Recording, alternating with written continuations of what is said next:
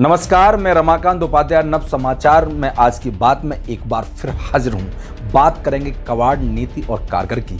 महंगा होता तेल और 4 पहिया वाहन और 2 पहिया वाहन गाड़ियों की बढ़ती कीमतों को काबू में करने सरकार ने कबाड़ नीति बनाई है। इस नीति पहली नज़र में कोई खामी नहीं दिखती है, लोगों को फायदा जरूर हो सकता है। दरअसल केंद्रीय परिवहन मंत्री नितिन गडकरी ने कहा कि लोग यदि अपना पुराना वाहन सरकार की वाहन कबाड़ नीति के तहत बेच देते हैं तो उन्हें नया वाहन खरीदने पर वाहन निर्माताओं की ओर से 5% की छूट मिलेगी।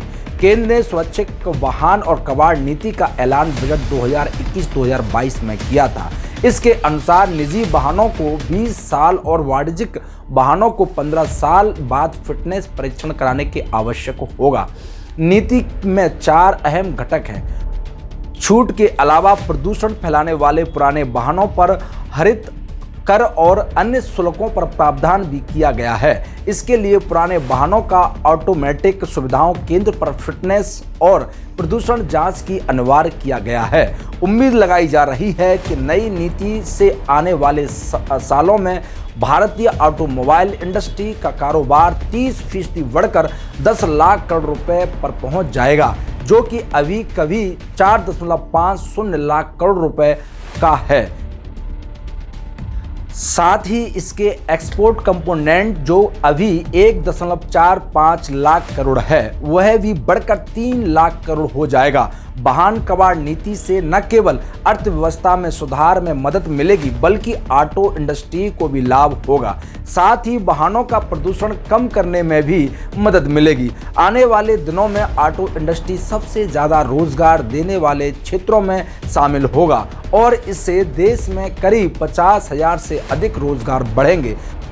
अभी ऑटो सेक्टर को नए वाहन के निर्माण के लिए स्टील, रबर, एल्यूमिनियम और रबर को आयात करना पड़ता है, जिससे कि नए वाहनों की कीमत बढ़ जाती है। कबाड़ नीति के लागू होने के बाद स्टील, रबर, एल्यूमिनियम और रबर के आयात की जरूरत नहीं होगी और इससे वाहनों की कीमतों में 30 से 40% कमी आएगी। यह नीति हरित ईंधन और इलेक्ट्रिसिटी को बढ़ावा देने के लिए साथ ही वाहनों को बेहतर माइलेज के लिए नई तकनीकी को बढ़ावा देगा और इससे देश के भरी भरकम 8 लाख करोड़ रुपए के कच्चे तेल के आयात बिल में भी कमी लाएगा, जिसके बढ़कर 18 लाख करोड़ रुपए होने की संभावना है। एक अनुमान के मुताबिक प्रदूषण फैलाने वाले करीब 1 करोड़ वाहन कबाड़ में जाएंगे। इनमें 51 लाख हल्के मोटर वाहन होंगे जो कि 20 साल से अधिक पुराने हैं और यह अन्य करीब 34 लाख हल्के मोटर वाहन वे होंगे जो 15 साल से अधिक पुराने हैं।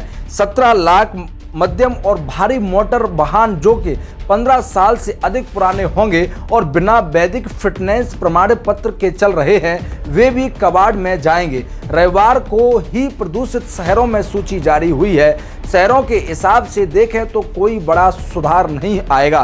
प्रदूषित शहरों का ग्राफ कम नहीं हुआ है। वे शहर को पिछली बार प्रदूषित शहरों की लिस्ट में थे, अब भी बने हुए हैं। कुछ नए शहर जरूर जुड़ गए हैं। माना कि प्रदूषण सिर्फ वाहनों से नहीं होता, मगर यह भी एक कारक होता है।